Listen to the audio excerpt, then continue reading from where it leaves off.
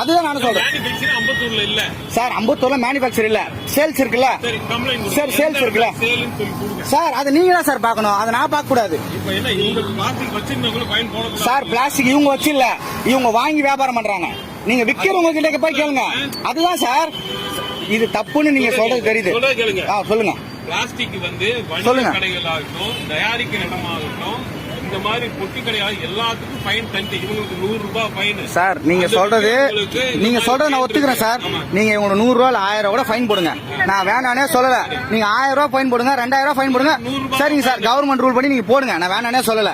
இந்த கவரு இந்த புதூர் மார்க்கெட்டுக்கு இதே புதூர்ல ஹோல்சேல் கடையில இருந்து வருது, வேற எங்க இருந்தோ வரல, இதே புதூர்ல இருந்து வருது சார். அதை நீங்க தான் சார் பாக்கணும், நீங்க தான் சார் பாக்கணும்.